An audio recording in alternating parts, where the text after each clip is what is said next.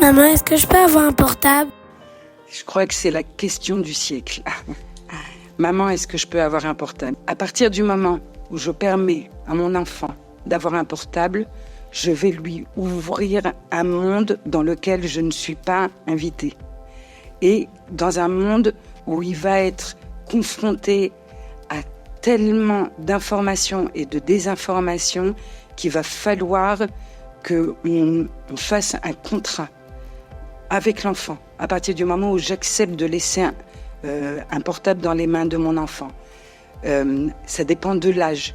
Il faut comprendre que à partir du moment où je sais que mon enfant va être avec un portable dans les mains, il va être confronté à 99% des chances à un site pornographique, à une image qui n'est pas appropriée à son âge, à un film qui n'est pas approprié à son âge et à des informations qu'il n'aura même pas encore posé les questions, qu'il aura déjà les réponses et qu'il ne sera pas capable d'assumer les réponses qu'il va recevoir parce que ça ne sera pas approprié à son âge.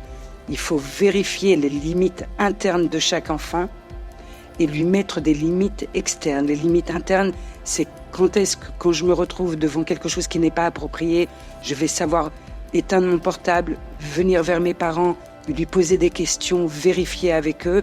Et des limites externes, c'est mettre toutes les possibilités de gérer le portable et lui faire passer le message. Quelles sont tes limites? Qu'est-ce que tu as le droit d'utiliser? Qu'est-ce que tu n'as pas le droit d'utiliser? Gérer dans le temps, parce qu'il n'y a pas simplement l'information qu'il va recevoir, mais c'est le temps. Combien de temps je permets à mon enfant de rester devant le portable?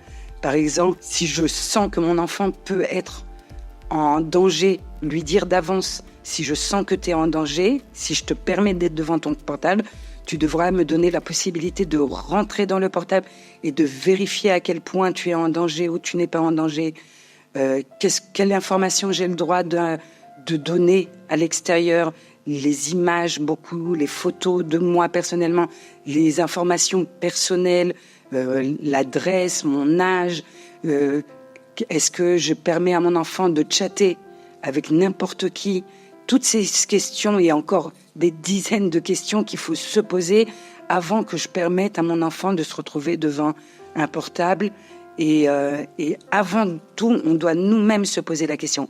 Et en tant que parents, on n'ose pas se poser la question parce qu'on sait qu'on est confronté à une certaine addiction. On est tous confrontés à l'addiction devant les portables. Alors comment je me permets, moi, qui n'arrive pas à gérer mon temps d'écran, les informations que je reçois, qui n'arrive pas à faire la part des choses entre le bon et le mauvais, est-ce que je vais être capable de gérer ça avec mon enfant?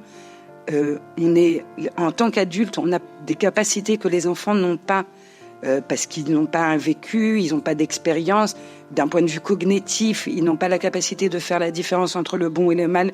Il y a beaucoup de choses qui sont très métouche-tâche, qui sont pas, c'est pas noir et blanc. Rien n'est noir et blanc. Et aujourd'hui, on vit dans une ère où on essaye de nous,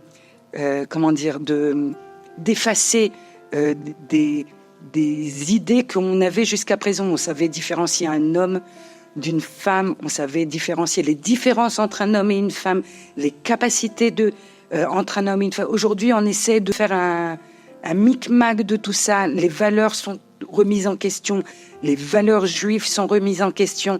Donc nous-mêmes, on a d'abord vérifié avec nous-mêmes quelle est notre position.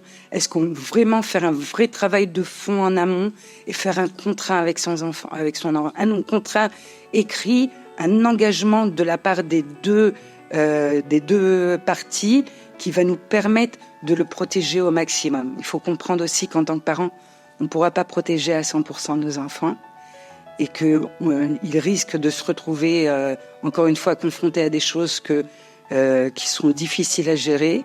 Et prendre en compte aussi ce sujet, à mes yeux, si on pouvait éviter au maximum les portables, ce serait la meilleure solution. Maintenant, c'est chacun dans sa maison par rapport à ses valeurs, comment il voit le sujet.